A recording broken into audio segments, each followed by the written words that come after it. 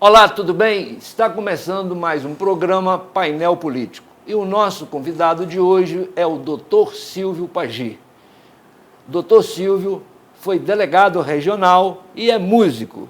Dr. Silvio, é um prazer recebê-lo aqui e eu já começo perguntando, delegado tem alma de artista? Alguns têm. A verdade é que o delegado de polícia, ele lida ao longo da carreira dele, por onde ele passa com a crise humana, né? No seu ponto mais radical, né? Que é onde ninguém quer chegar, onde ninguém quer interferir, se chama a polícia, né? É uma frase meio bombástica, mas a polícia é o papel higiênico da sociedade. Desculpe a grosseria da frase, mas onde a crise sem solução, onde as pessoas não querem intervir, onde os outros setores do serviço público não querem intervir, a polícia é chamada. Com o tempo, obviamente, o policial vai adquirindo vai ficando uma pessoa rude, não é verdade? Porque ela lida cotidianamente com crises agudas que envolvem pessoas, né, semelhantes e tal. Mas, por outro lado, o policial, ou seja, não só o delegado, ele também vai servindo as pessoas, né? Então, aquele que tem a sementinha da arte, da sensibilidade, ele vai se manifestar, né? A sensibilidade vai aflorar, né? Então, é assim, eu acho que a gente não pode estigmatizar mais a figura do delegado, né? Como um xerife, aquele homem bigodudo, bravo, não é verdade? Verdade. Quando ele não é rude, ele é corrupto, né? Aquela figura estereotipada do delegado, né? E você vê aqui em Caratinga, você conhece muito, é seu amigo, nós temos um delegado que é brilhante e é um grande artista, né? Que é o Almir, né? O Almir. O Almir, ele é um intérprete, ele é um pagodeiro de primeira linha, embora capixaba, ele é um delegado que sabe ter mão firme quando preciso, né? Eu, na verdade, o meu convívio com a arte existia antes da polícia e acabou agora suavizando, né, a vida, eu decidi aflorar isso mais ainda. Doutor Silvio, o senhor que foi delegado por muitos anos, como é que o senhor vê hoje esse quadro político que o Brasil atravessa? Como é que anda a segurança pública dentro desse contexto? Olha, eu acho que é o caos, né? É absoluto caos. Houve no Brasil a falência da autoridade, não é, Salatiel? Então, atrás disso veio a falência do poder público. E o modelo imposto pela Constituição de 88, ele é totalmente ineficaz, né? Sem querer polemizar. Hoje nós temos, sem querer polemizar, mas já polemizando, porque afinal de contas nós estamos aqui para debater. Exatamente. Eu espero que as pessoas que se sentirem um pouco contrariadas com o meu ponto de vista, não se melindrem, venham aqui debater o assunto. A estrutura da existência de duas polícias, eu acho que ela tem que ser revista imediatamente. Eu sou totalmente a favor da unificação das polícias. Nós encontramos poderes sem controle.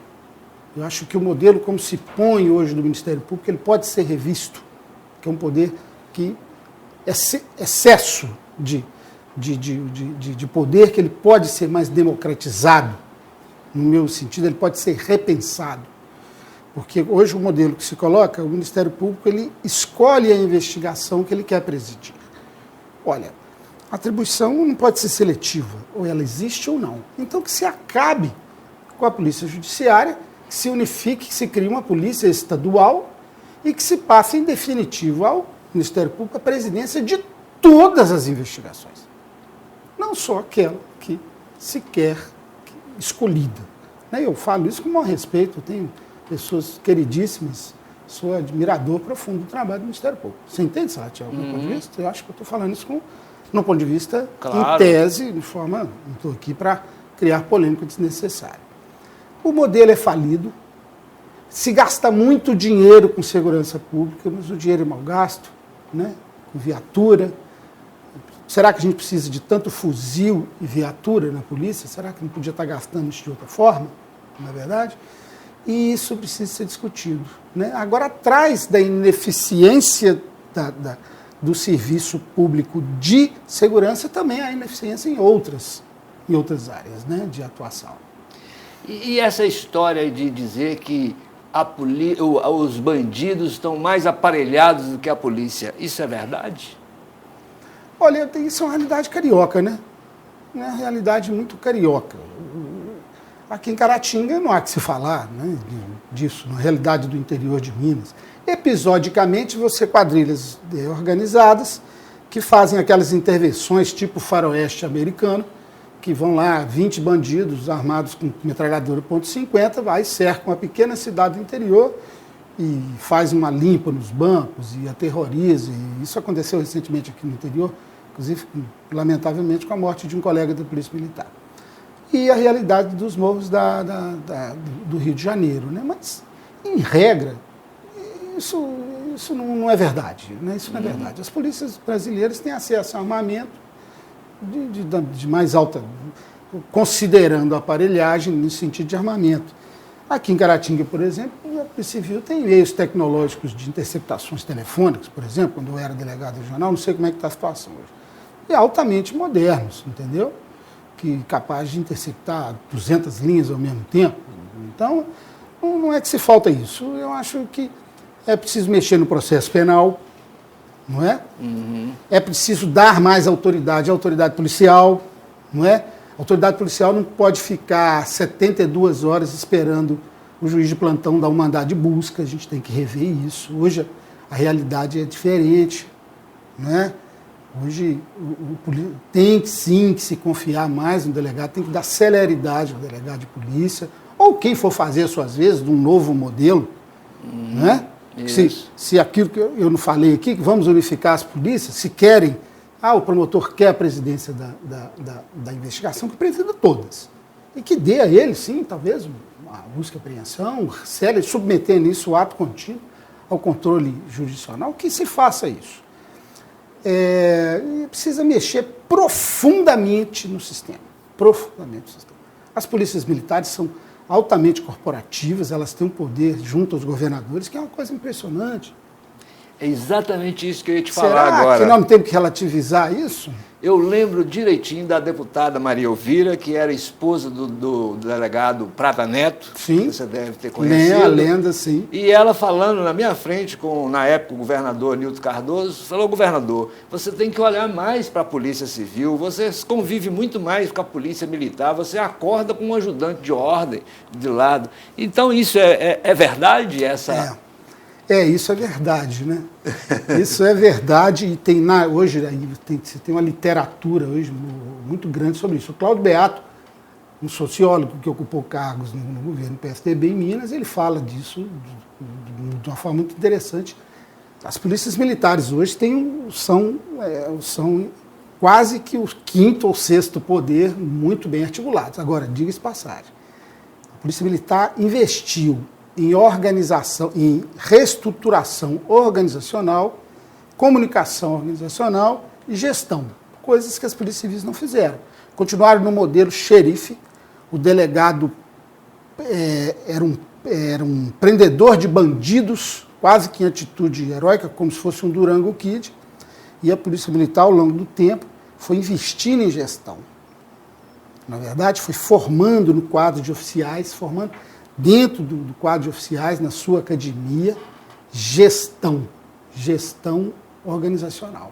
E deu no que deu. As polícias militares no Brasil são extremamente organizadas, tem um setor de comunicação social extremamente eficiente, então vende, mas melhora a imagem deles. Além de ter a Polícia Militar, tem um trabalho, uma visibilidade que a Polícia Civil não tem, na verdade, e ocupam, e são muito mais, tem um trabalho muito mais aprovado pela comunidade. Né? Agora, Salatiel, para ser franco com você, eu sou extremamente crítico, não sei se eu estou adiantando a pauta, você me corrige. Não, pode estar. No Brasil, o que acontece? Existe um negócio que chama espetacularização do trabalho da polícia. Eu sou terminantemente contra isso. Contra. E, infelizmente, a gente vê numa história recente de uma das mais altas autoridades da República ser mordida por esse mosquito azul e antecipar uma investigação que poderia ter um êxito muito se ele não tivesse precipitado, não sei se você está compreendendo o meu raciocínio, e querer mostrar para a mídia que estava com uma informação X, ao invés de esperar o momento certo. Então, o que causa conflitos de ego, conflitos de pavões entre Polícia Militar, Polícia Federal, Polícia Civil, Ministério Público. Para que isso? Então, para que ficar com essa necessidade compulsiva de anunciar alguma investigação na hora errada, só para aparecer bonito no jornal? Me desculpa a franqueza. Isso é verdade. Isso é um absurdo. Nós estamos assistindo isso. Isso diariamente. Eu acho que a mídia tem o direito de informar, com toda certeza, mas a gente tem que botar um pouco de sabedoria nesse processo. As polícias têm uma ânsia absoluta, absurda de anunciar alguns serviços, de prisões, muitas vezes prisões que poderiam ser adiadas, ou prisões talvez desnecessárias. Então eu vejo uma guerra de egos que a nação pode pagar caro por isso, sabe, Salatiel? Eu vejo isso. E eu não concordo com isso. Eu acho que a gente tem que ser mais maduro, saber esperar as coisas, anunciar um serviço, preservar mais as pessoas investigadas, não é verdade? Eu vejo por esse lado, sabe? Doutor Silvio, hoje a gente tem aí um candidato à presidência da República que tem, inclusive, sensibilizado grande parte da juventude, se propondo ser o paladino da justiça, e ele sempre fala que bandido bom é bandido morto. O que você me diz disso? Olha, eu acho que o conceito de bandido, ele muda demais no meio da história, né?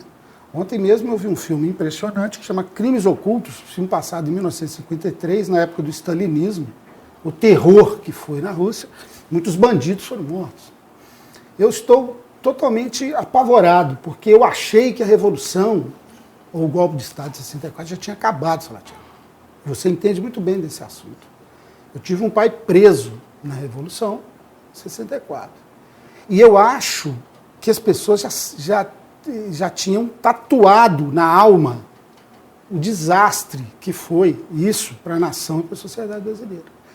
Mas hoje eu vejo postado na internet pessoas que defendem a tortura, não é verdade? Isso dói. Isso dói mesmo, porque eu acho que a Revolução ainda não acabou o ciclo. Não é possível que as pessoas ainda falam disso, de admitir intervenções militares e etc. Bastante assustado com isso, sabe? Bastante assustado. Eu também fico realmente bastante assustado de saber que as pessoas ainda falam nesse assunto, defendem uma intervenção como se isso fosse resolver o problema do país. E outra questão, doutor Silvio... Te interrompendo, Salatiel. A presidenta que foi deposta, eu não estou aqui fazendo qualquer apologia a ela, não é isso, não quero que fique bem claro, nem votei nela. Mas as pessoas acharem natural um deputado votar pelo impeachment e homenagear uma pessoa que a torturou. Eu não sei se o ouvinte sabe o que é um pau de arara. Eu já vi uma gravura de que é uma pessoa pendurada num pau de arara. Já é uma situação constrangedora. Agora imagina uma mulher com a fisiologia que ela tem, pesquisem, vocês vão ver. Toda numa situação absolutamente dolorosa e constrangedora, pendurada num pau de arara e levando choque elétrico. Então eu gostaria que todo mundo pensasse nisso.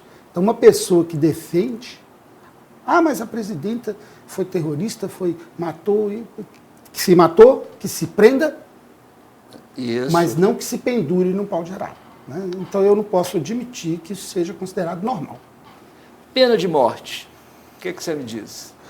Olha, eu professo a fé espírita e confesso para você que a fé espírita me deixa, não só no meu ponto de vista político, sociológico, jurídico, eu não posso defender a pena de morte. Embora também leve em consideração a ineficiência estatal, né?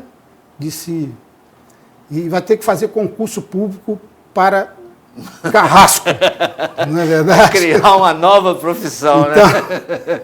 Então é perigoso demais, viver é muito perigoso, eu acho que...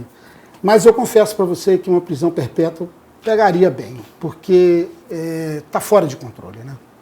Eu acho que em determinados momentos o Estado precisa pesar mais a mão. Doutor Silvio, o senhor também é músico, e bom músico. Obrigado. E nesse período da ditadura militar, né, a arte, de uma forma geral, ela foi muito massacrada, né? Músicas proibidas, você tinha que primeiro mandar para a censura saber que as pessoas podiam ouvir as suas músicas, ou então os artistas tinham que ser muito inteligentes para falar, né, de forma não muito clara. Você, como músico, o que você... qual a crítica que você faz desse momento, desse golpe que houve com relação às artes? Olha, não é nostalgia, né? Eu te falo que não é nostalgia, mas eu acho que produção artística hoje no Brasil é muito ruim, não é verdade? Mas é o que a sociedade está gerando, não é verdade? Mas existe um golpe aí, eu acho, na produção cultural no Brasil. Mas vamos voltar lá atrás. Você lembra, você ouviu muito, o Chico Buarque era mestre nisso, né? Uhum. De gerar a letra de protesto contra o sistema, a dominação militar, e disfarçando isso com outro grau de decepção. Você vê aquela música Apesar de Você, né? Yeah. Aquela é o caso típico, apesar de você, amanhã de ser outro dia. Ele faz referência clara, né, ao regime militar, mas dá aquele viés. Os censores eram meio burros, né? Meio não, burros demais. Burros demais. Senão o Chico não tinha gravado nada, absolutamente nada. Mas também tem um que eu vou refrescar a sua memória, era um letrista impressionante que gravava muito com o Ivan Lins, que era o Vitor Martins, que era incrível. Ele conseguia colocar a música da revolta, da repressão, não é? E dos desaparecidos, né? Ele colocava isso muito bem gravando com o Ivan Lins, e de forma que passava meio que batido, né? Uhum. Pela censura, né? Tem uma música que às vezes Hipócrita gravou com o Chico, que é Pedaço de Mim, ó Pedaço de Mim. Isso. Que a saudade é como um barco que aos poucos descreve um arco quando vai chegando perto do cais. Não sei se você lembra dessa música. Lembro. Na verdade, ali, não está falando da saudade do amor, da decepção amorosa entre o homem e a mulher. Está falando das pessoas mortas, dos filhos torturados e mortos, executados, dos cadáveres ainda não encontrados. Eu quero perguntar se uma pessoa que defende intervenção militar, o que é que ela acha de ter um pai, um irmão ou um filho desaparecido se não viu o cadáver do próprio ente querido? Porque ele foi julgado por uma aeronave no mar, por exemplo. Não é verdade? Você não poder sepultar. Sepultar. Né? E, na verdade, diz que a civilidade das pessoas vem a partir daí de poder sepultar os seus entes, né? E nós vivemos esse período, e também nós tivemos nessa época o Geraldo Vandré, né? Que foi o cara que eles desapareceram com ele. E você está falando aí dos censores, que eles eram meio burros, eles eram muito burros, né? Inclusive tem uma entrevista de um humorista que ele fala o seguinte: ele teve que apresentar a peça, e era uma peça, me parece que era do Shakespeare, aí o cara perguntou, onde esse cara mora? Né? Então, assim, você vê o grau de... Para se ver. Né? Doutor Silvio. Deixa eu só complementar, já que você está me deixando bem à vontade. Você vê, por exemplo, uma música hoje que eu acho de péssima qualidade, que é o funk carioca. Mas o funk carioca, vamos pensar, Salatiel, ela é uma música de um teor, de uma revolta política muito grande. Então, olha só, ela tem a letra, ela fala, a letra quando explora para apologia ao crime, de certa forma, aquilo é um canto revolucionário. A realidade do sujeito, né? A coreografia do funk é uma atitude política. A batida do funk é uma ruptura, quer dizer, é uma manifestação política de protesto. Você entende? Sim. Quer dizer, além... É uma ruptura estética, não é? O funk carioca. Então, tá aí é a arte se rebelando na política. Sim. Muito fora desses exemplos culturais e artísticos que a gente deu aqui da década de 70, 60, 70 e até 80, da música, de letra de protesto, da MPB. Quer dizer, existe uma forma de ruptura da arte com o sistema, protestando de outra forma, né? Doutor Silvio, vamos falar agora do Silvio poeta, do Silvio artista. Pois é, na verdade eu já toco violão há bastante tempo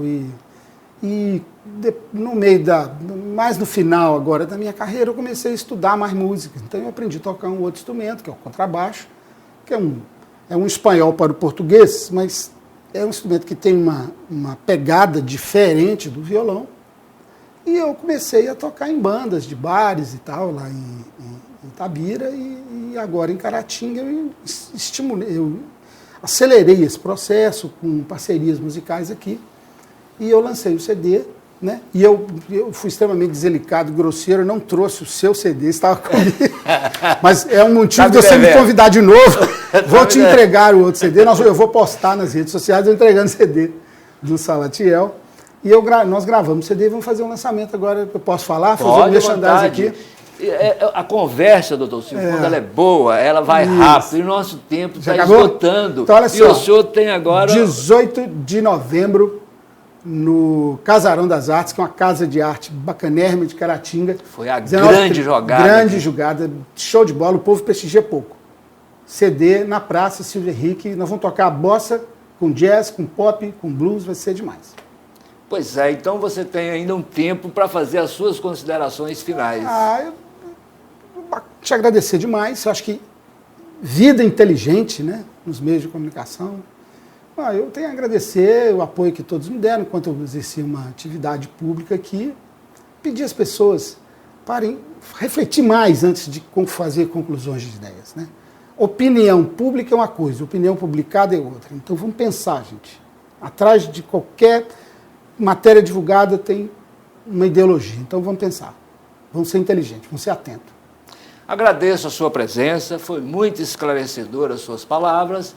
E a você, telespectador, o nosso abraço e até o próximo programa Painel Político.